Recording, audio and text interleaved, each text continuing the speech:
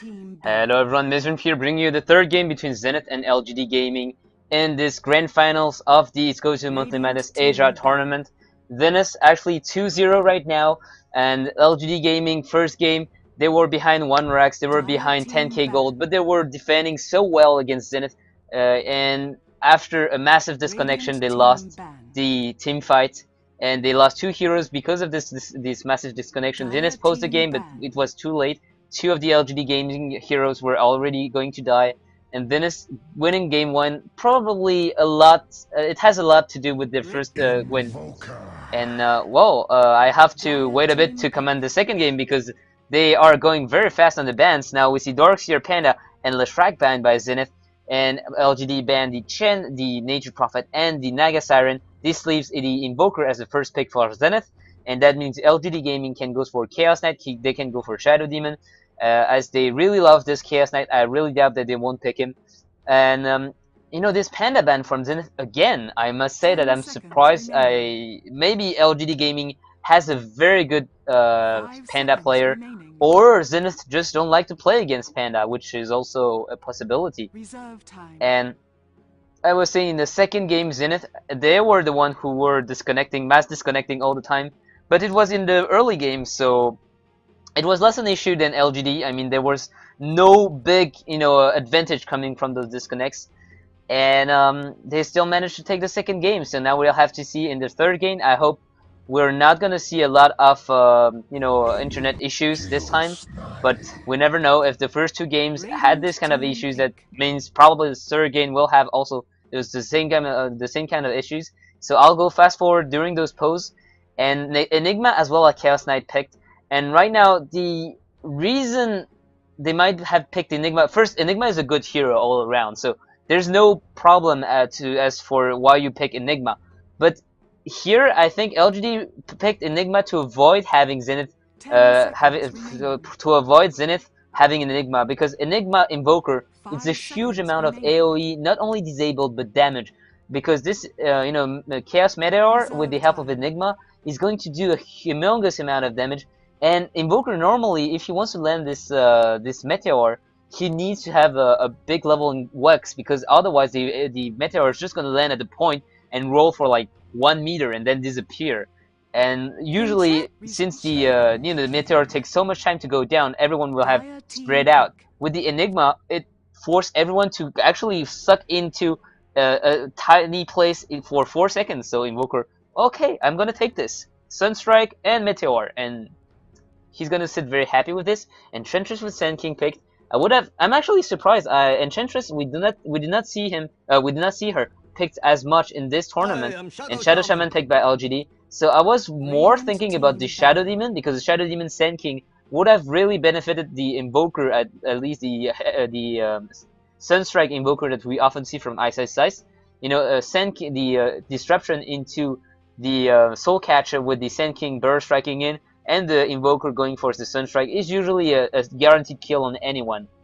And now Shadow Shaman from LGD Gaming is a hero that they pick very often. Shadow Shaman is their most picked hero as far as statistics go for LGD Gaming. And Shadow Shaman, he can also either be played as a support or a solo. If they want to go for the fast push with the Enigma in the jungle, for example, getting those levels, getting those very fat Eidolons, and Shadow Shaman in the mid lane getting this quick level 6, it means that they will be able to push the towers very quickly with the Serpent Wars as well as the conversions. But Shadow Shaman's the Serpent Wars as well as the conversions, they deal a lot of damage, but they're not really tanky. It's the opposite of the Nature Prophet's strengths, who can tank a lot of the towers damage but don't really deal a lot. And we're gonna see Syllabear as well as the Beastmaster banned by Zenith. And for LGD, we'll see a Shadow Demon ban, which is not surprising considering Zenith now has the first pick over the second set.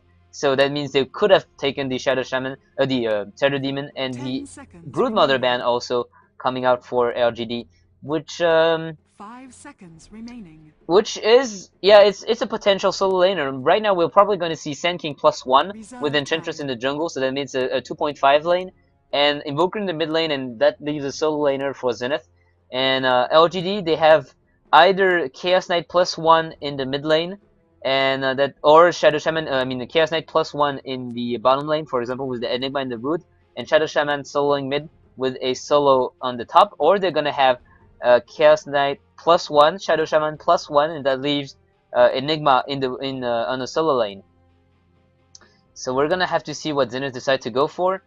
And I was saying Shadow Shaman, Enigma have huge pushing potential.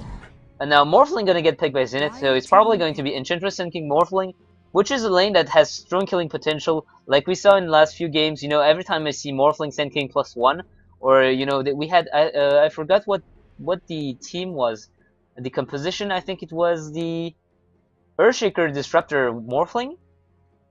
I might be wrong, so don't actually quote me on this. And Morphling usually is one of those carries who have a strong early game DPS due to his spells. And you know, usually when you pick carries like Anti-Mage or you know, those kind of carries, they don't have a huge amount of burst damage in the early game. This is not the case for Morphling, so he's gonna sit very happy with a aggressive trialing with Sand King and Enchantress, and they're probably gonna deny anything that comes from LGD. Because right now, Ancient Apparition is going to get picked, going for the Chaos Knight Ancient Apparition combo that we saw in the last game, and also a very good counter to Morphling, with the ultimate blocking his, basically, Morphling can use the Strange Morph when he's under the Ancient Apparition ultimate debuff, but he won't gain any health. So that means it's going to be crippling the Morphling very well, and Windrunner now picked for Zenith, so that's probably going to be a Loda solo Windrunner on the side lane, Ice on the Invoker, and that leaves Morphling on the HY. Morphling is going to be played by HYHY. Anti-Mage now picked by LGD, so that means Anti-Mage Shadow Shaman lane, Ancient Apparition Chaos Knight lane, and Enigma on the solo lane going against either the Tri lane, and he's gonna not be able to do anything, or the Windrunner. So now we see very probably it's going to be Siller on the Anti-Mage, and Chaos Knight again going to be played by DDC. Yao on the Ancient Apparition, like he was in the second game, I mean, and that leaves two others to. Oh, actually, I didn't see that, but LGD Siller is actually disconnected. So already going with the disconnection. I hope we're gonna see a he's gonna come back fast. Yeah, he actually is here now. 10 seconds remaining. Oh, so here. And now we see, so, oh, actually I forgot to put in the free camera, so here we go. HY is going to be playing Morphling, Ice on the Invoker, XY on the Sand King, X Freedom on the Enchantress, Loda playing the Windrunner on the solo lane, DDC is going to be middle with the help of Yao, Siller is going to be top with DD, and we're going to see Enigma solo laning bottom, so we will have to see Enigma against Windrunner lineup, which is pretty much even, I would say, because Enigma has the upper hand in those you know, right-click exchange, and he has upper, you know, right-click damage due to the fact that he'll have demonic conversion with the help of his own right-clicks. So he should be able to deny and you know, deny and last hit better than the Windrunner. But on the other hand, Windrunner, with the help of Windrun, will be able to sit here and trade blows with the Enigma without taking any damage from him, because Malefice doesn't deal a whole lot of damage. And that also means that basically normally the right-click damage, the harass damage of the Enigma come from the conversions, and the conversion won't be able to hit the Loda here with when he will pop the Windrun. Yao putting down a very aggressive Observer Ward so he can see the high ground, and that means basically with the help of DDC, ISSS won't be able to sit here safely because he will be able to be pulled down from the bottom lane, from the bottom of the cliff, and they will be able to see him. Now, second ward popping down, and we have a central ward here to make sure that no observer ward get planted here or here to make the lane safer. And Siller, his life is going to be hell right now because against Sand King, Morphling, and Enchantress, even if you have the blink, with the help of the Sunstrike, you're probably going to go down. You're very squishy as the anti-mage in early games, in the early game. And Ice, he's going to have to be very careful. And he has already one level in Exhort, and that means that all the harassment coming from Yao, he's going to be very efficient. Now we see a Central Ward pop down by X Freedom. He's probably going to look for, yeah, they're going to deny this Observer Ward to make sure that Ice doesn't get harassed too much from the bottom of the river. and Loda going against Xiaoite, so we'll have to take a look at those last set denies to make sure to see who's getting the upper hand. Now the Extreme gets a Centaur, and he's probably going to either look for the Anti-Mage or for the Shadow Shaman in the jungle. And one thing you have to note is that Enchantress is a very aggressive jungle hero. She's not like an Enigma that can just stay in the lane and stay in the jungle and farm, or like a Lycan. And now Extreme screwing up the pull from the Shadow Shaman. Very good timing here, basically preventing those creeps from getting killed on these creeps, and getting free experience for DD and denying experience. Oh, HY is getting very close on Scylla, and Scylla taking a lot of damage. HY is gonna deal damage, and Scylla is actually blinking in the other direction, using the self to run away, and he's gonna get caught up by XY here. And this little attack from the range creep is gonna prevent him from healing up more. Scylla taking a lot of damage. The Sunstruck's not gonna land, and he's trying to run away.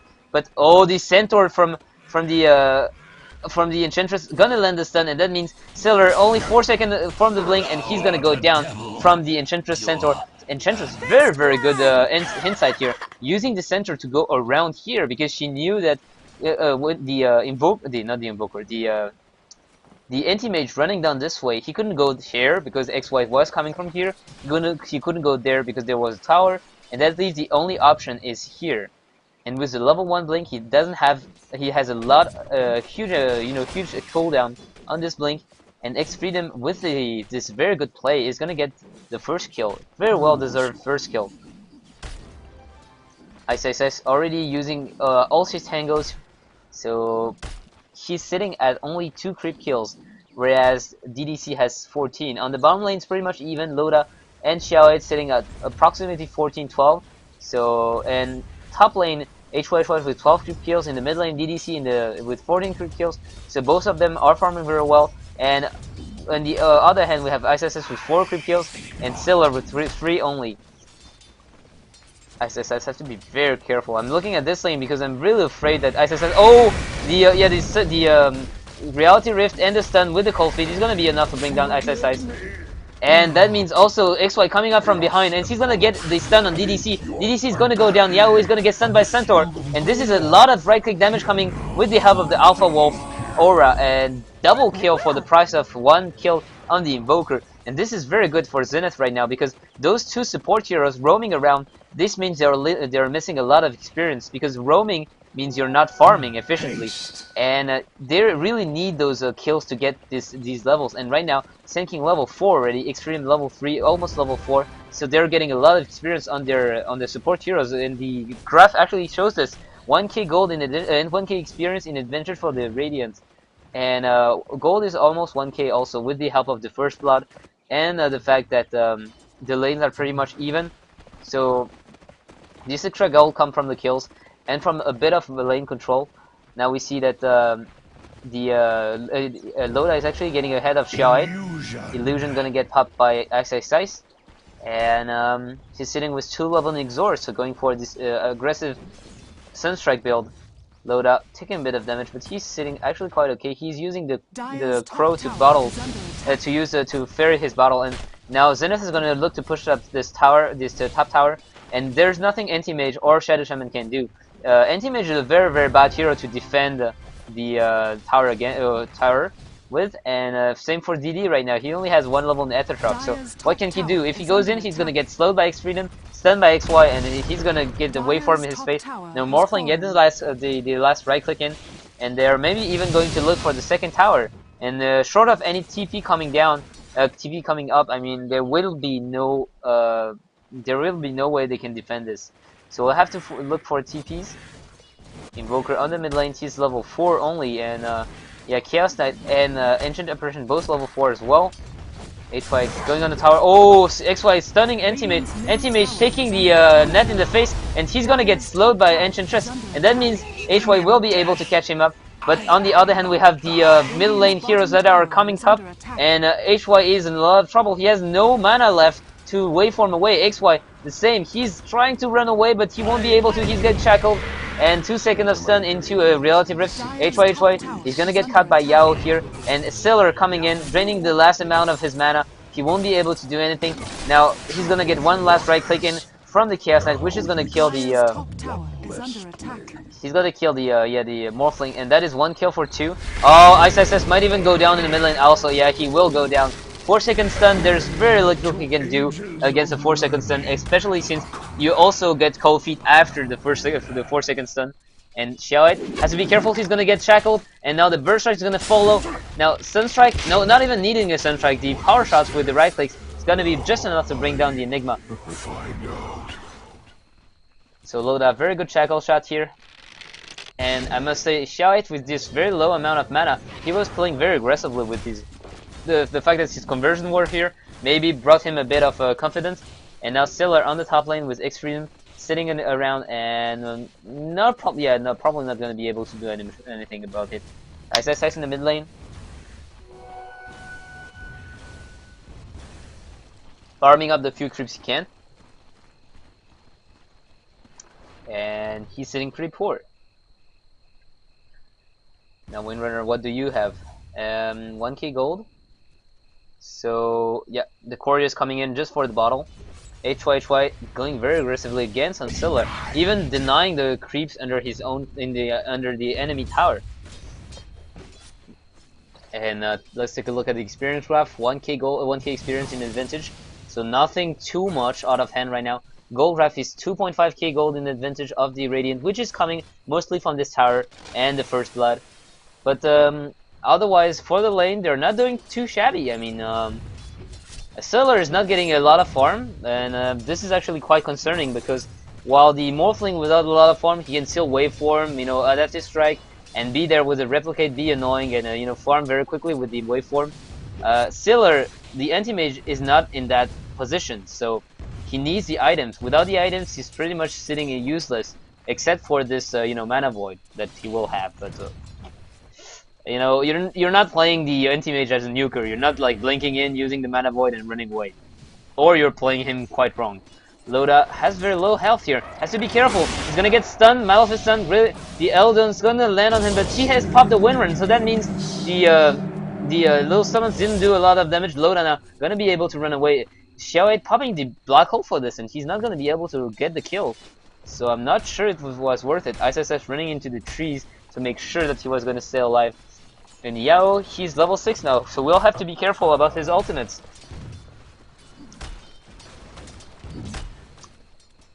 ISS still not being able to farm anything here. He's sitting so carefully behind, and he's right to do so.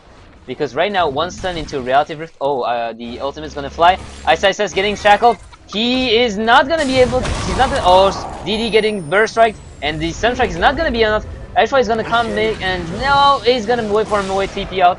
Now, Extreme though is getting actually demolished by the Malphite, but he's gonna use the heal. Gonna run into DDC, and this is a very dead Extreme.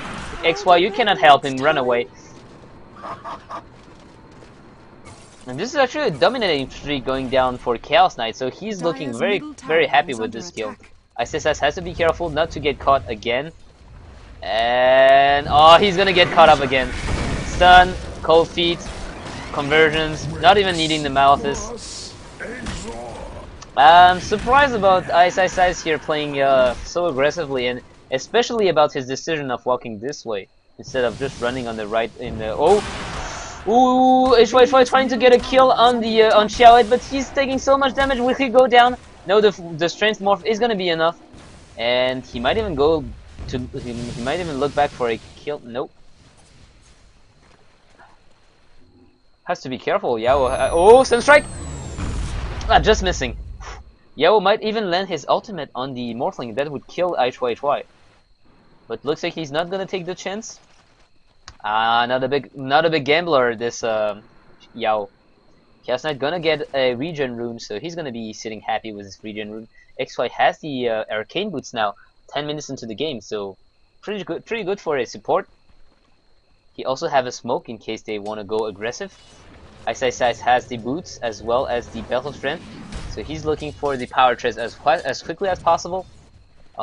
Enchantress here around is with the. They both have arcane boots, and Loda almost has his mechanism. So with 2 arcane boots, mechanism as well as Enchantress heal, they're going to be able to siege up the enemy's towers. And in exchange, the LGD will not be able to stand there and take the trade blow for blow. DD's DD taking so much damage from just a tornado. It's just so annoying. I mean, what can you do against this? You have to go all the way here to stun the walking in. Oh, Shadow Shaman, what is he? Are you serious? Ishwai taking a bit of a stun in the face. Taking a lot of damage for nothing. DD right now sitting with so low health just due to this due to this tornado, and that means he's either forced to run back home or buy some consumables. And if you buy like a 1 or 2 salve, this is one set of wards that he cannot buy. DDC is gonna be able to bring the Invoker down, and yeah, with the ultimate from Yao, he's not gonna be able to run away. And Invoker not getting a single pawn in Wax, so he can't even Ghost Walk from away from this. That is considering if he had the time to get out of stun, but it's not the case. Usually he gets hit himself. So second tower is gonna go down. And in the meantime, DDC, LGD trying to push down this mid tower. But TP coming in, it's ice, and he's not going to be able to do a whole lot about this. It's not the Quest Invoker, so there's no Tornado EMP. Instead, he has to go in with the Cold Snap. Bottom tower taking a huge amount of damage already. Almost down to half, no, more than half health. HY with the Bottle Rune. Now, he has Invisibility, Power Treads. He might look for a sneaky kill and support. Show it, he won't be able to bring him down. But Yao or DD, if he actually he goes on the Anti-Mage. Just to annoy him. Anti-Mage now 38 creep kills. So he's catching up. Loda is going to get caught here, and with everything landing on Loda, ooh, boop, boop, boop, boop. He's not going to shatter. It's 10% of your HP to shatter, and Morphling is maybe going to try to get a freebie here. He's sitting invisible, and DDC has very low health. He's actually using the bottle, so never mind this. HY sitting in between those 2 towers, so not getting seen. DDC in a huge amount of trouble. XY is going to miss the stun, but the Shackle Shot is going to land. And DDC is going to die here. HY even coming from behind with the wave form and saying hello. Ursa Warrior is going to come in, and he's going to go on Yao, pounding him and then right-clicking him down. Yao is going to avoid the Sun Strike because he actually went to hit the Ursa Warrior. Ultimate from A is going to land on 2 heroes. And the mechanism, I don't really know if it got popped just before it hit. HY looks like he has very low on health compared to what he had before, so I don't think the mechanism actually popped in time for at least Morphling.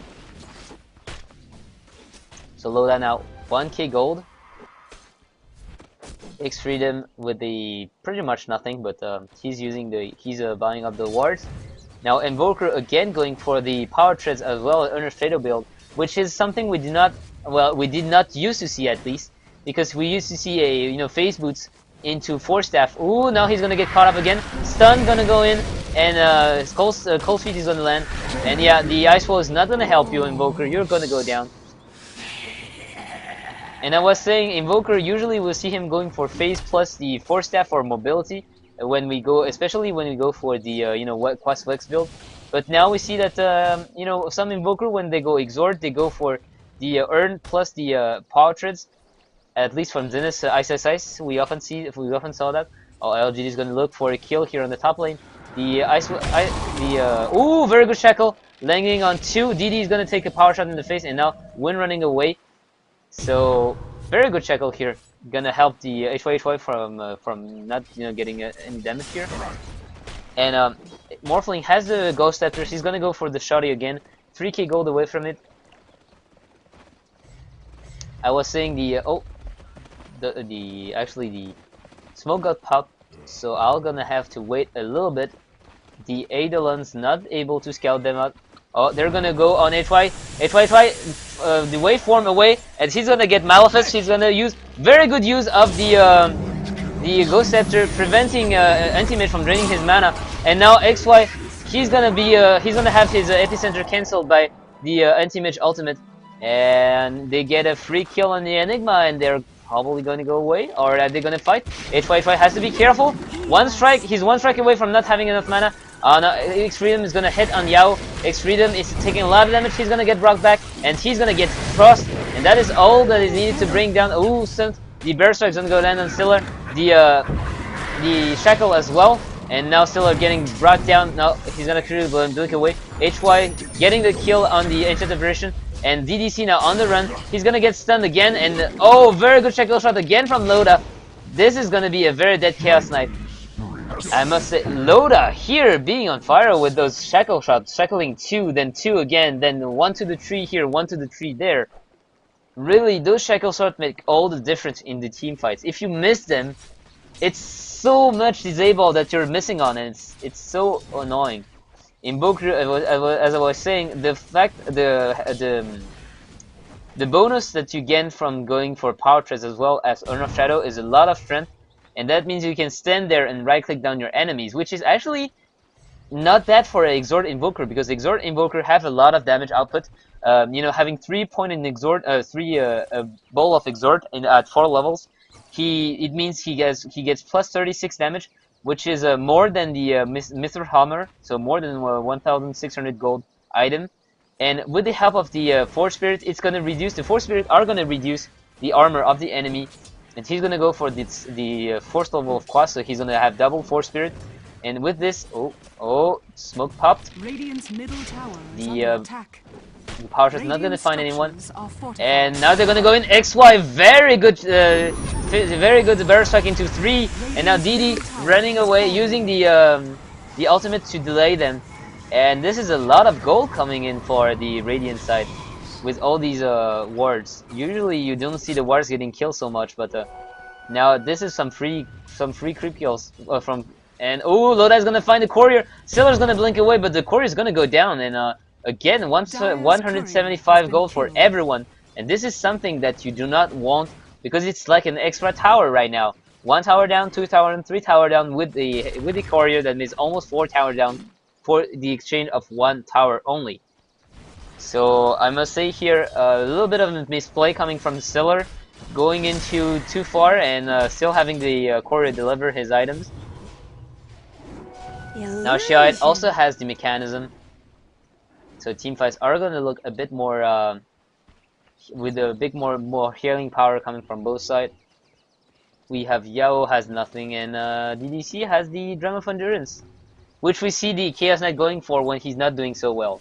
In the last few games, we saw the Chaos Knight going for the Bracer, and after he did not complete the Drum of Endurance, he was just going straight for ABKB or Hard. So now tower's gonna get brought down in the bottom tower, on the bottom lane. Loda is gonna just escape from A ultimate, and they're not gonna contest it. Sand King has an 18-minute with Blink Dagger from those 1, 2, 3, 4 plus Courier, almost 5 towers got down. So he's gonna be a very happy support Sand King. If you see his last hits, he has 37 last hit in 18 minutes. Invoker actually getting killed on Chaos Knight. So sorry about this, I actually missed this. So right clicking down with the Force Spirit. Oh Yao is gonna get shackled!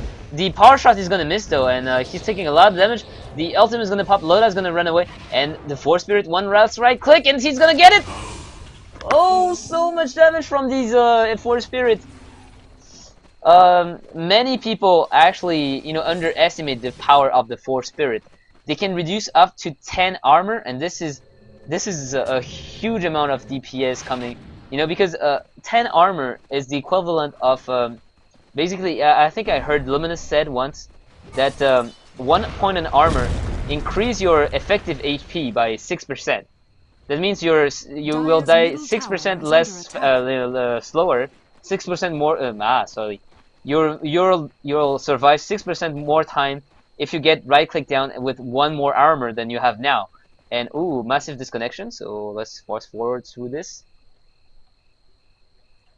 Actually, I used the wrong key, so I was not fast forwarding. I was getting the game slower and slower, which is not gonna help.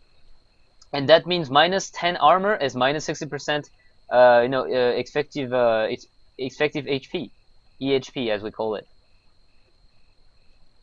And again, disconnection coming in. So reconnection, disconnection, reconnection, disconnection. It's like Christmas here. Lighting in, lighting out, lighting in, lighting out. And now LGD is gonna get disconnected again. So yeah. So yeah, it's pretty much Christmas here on the. If we take a look at the icons, and now they're gonna say go, and I'm gonna make sure. Yeah, so I'm again at time 1. So yep, game is gonna resume. So thankfully this time the disconnection happened far away from any team fights. So let's rejoice about this instead of complaining about the fact that the game actually crashed for those. The internet actually crashed for those guys.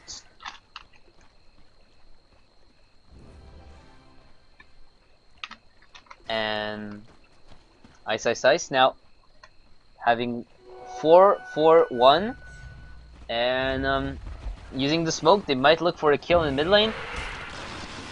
XY is gonna find someone. DD, oh DD, can you run fast away? XY is gonna be able to land a double stun, and he's not gonna be able to use his epicenter. He's gonna get Metal Fist in. XY in a lot of trouble. He's getting brought down, and the black hole is gonna deal a huge amount of area denial. XY is also gonna go down to the right clicks, and I must say here, oh the reality rift working so well for the Chaos Knight. It's actually a ISS on the run, and Siller actually he's gonna get a better fury. So the reality rift gets you from a from your target to you. There is this line here, and basically it takes a. So now they're gonna go for Roshan, and I'm gonna finish my explanation while they hit Roshan. It takes the target and it it positions you and your target to a random position on this line. So this time it worked really well. It actually brought the Windrunner up the cliff, and in this fight the MVP here was the Shadow Shaman. He died immediately, but he put down the wards here, and the fight happened because XY went after the wards. The wards were dropped in. They say, okay, screw this, we commit, we want to fight. They went in and they took a huge amount of damage from the wards. X-Freedom died because of the wards. Morphling came in late because of the wards. Sen King, he didn't get any support because he actually went in with the blocked by the wards, and he got Malfist. Windrunner, he was staying behind here. She's the only one who didn't go in, and you saw what he ended up doing. The Loda ended up right-clicking down the wards only, and then getting brought here by the reality rift, which is quite a not lucky for him. If he didn't get into if he didn't get brought back here, he might have maybe gotten off. Oh, anti-mage now, Battle Fury, Aegis, and Sen King blinking away on his own when he saw the blink animation from anti-mage. And now anti-mage gonna farm his ass off in the jungle. X-Freedom, the Gem of Endurance gonna buff his team. Windrunner is looking for the Force Staff. They really need that mobility.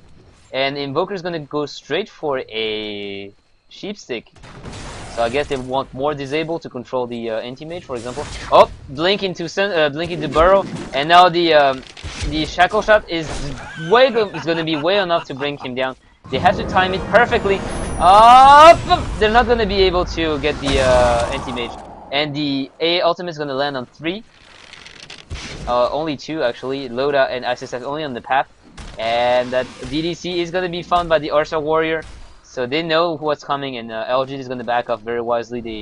They know that the element of surprise isn't there no more. Enigma going for the BKB. He's also not sitting so far away from it.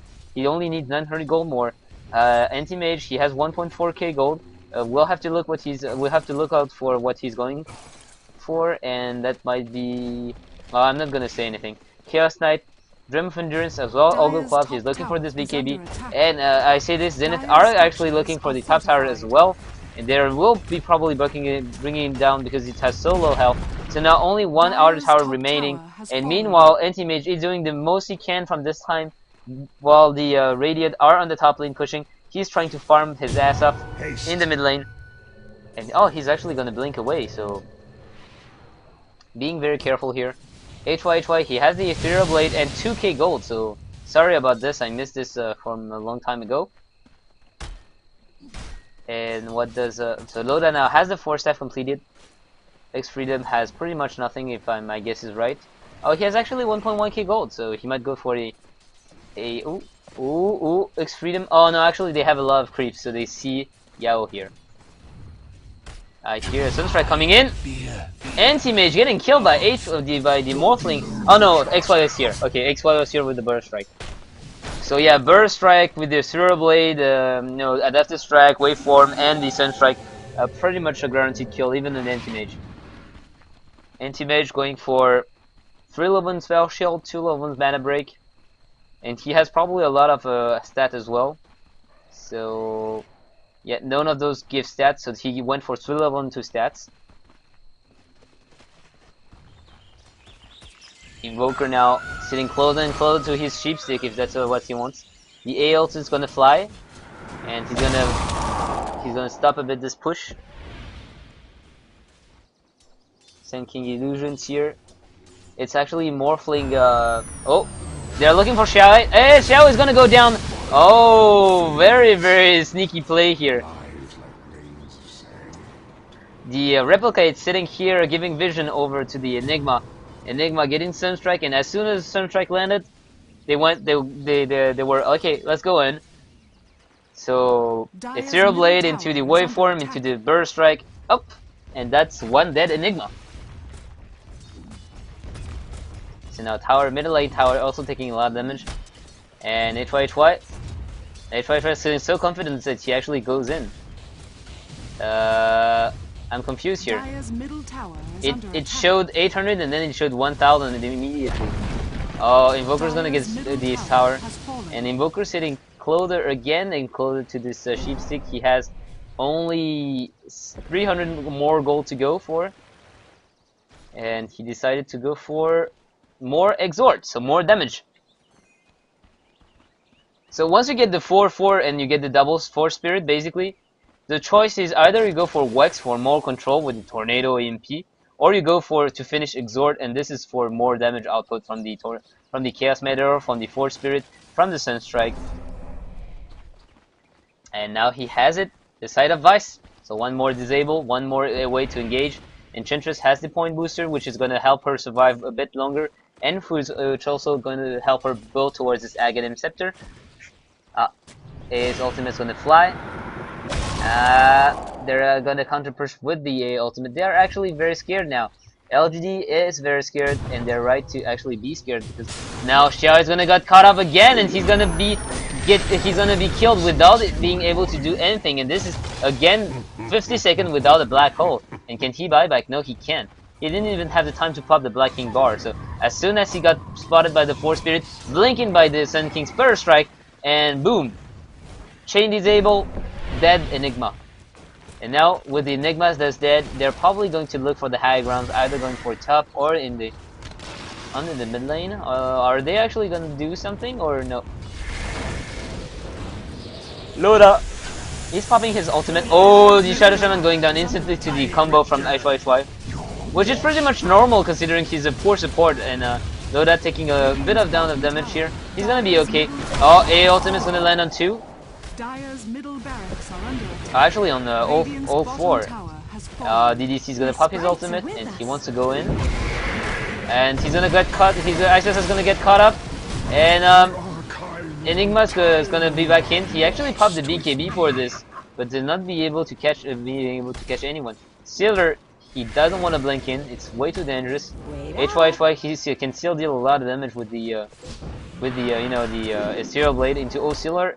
Shackle Shot not gonna land, but it's okay. Now Power Shot flying in, so they see everyone that's prepping up. For those who don't know, the Power Shot actually a vision where you shoot, so you can actually scout with the Power Shot as well. And Winrunner has the Gem of True Sight now, so she's gonna be quite okay getting the map control again. So basically, every ward that they are like here from the Dar that are defensive wards to make sure that no one's coming to get them killed, they'll be able to counter ward them. And what is Winrunner going to go for? Maybe another Sheepstick, because Sheepstick is good. Everyone loves Sheepstick, and now Sand King going for a cloak to survive longer before being brought down without the epicenter, and point booster. Now, right now we didn't see any epicenter from Sand King, and this is because Sand King is actually the one initiating with the Blink Dagger into Burst Strike. Well, sometimes we have the epicenter into Burst Strike, epicenter into Blink into Burst Strike, and this is usually when you're getting attacked and not the opposite way. It's like they see that the enemies are going on you, on your allies. You start prepping up the epicenter, and if they commit on this, you blink in and wreck up the entire enemy team. Here, since he's actually the one blinking in, he doesn't have the time to do this. Now BKB also up on Chaos Knight with the pretty much nothing new. Ancient Diversion has a 4-staff, so Scylla has to be careful. He's gonna get sheeped, and Sunstrike's gonna land. Oh, everything's gonna land on him. He's so much damage. He's running away, but no, he's gonna go down due to the now ISSS taking a lot of damage, and ISSS he's gonna go invis. The dust is gonna pop, and they're gonna go again on ISSS, but ISSS still being able to run away. 4 seconds in, epicenter into Burrow Strike, and this is a huge amount of damage going on everyone. HY not caught in the black holes. He's gonna be able to just deliver those right clicks on everyone, and whoo, everything getting destroyed here. LGD in a very bad position right now, and they're gonna lose their racks, and this is going to be, yeah, they're gonna go GG. They're not gonna be trying to contest this, and Zenith taking this 3-0 series. Very, very good play, and unfortunately very bad connection as well. So let's leave with this. I hope you guys enjoyed the Gosu Monthly Madness Asia. I surely did enjoy watching those Asian teams. And if you guys have any requests for the next tournament I'm gonna cast, feel free to post them down on the comments down below. And for the moment, I think I'm gonna try to find replays from competitive gaming that have very odd heroes. Like I think we had one game where someone picked Zeus, and very lately Zeus was not picked very often. So I'm gonna try to find those replays, and hopefully you guys will enjoy those games. So thank you for watching, and I hope you guys keep on supporting my channel. See ya!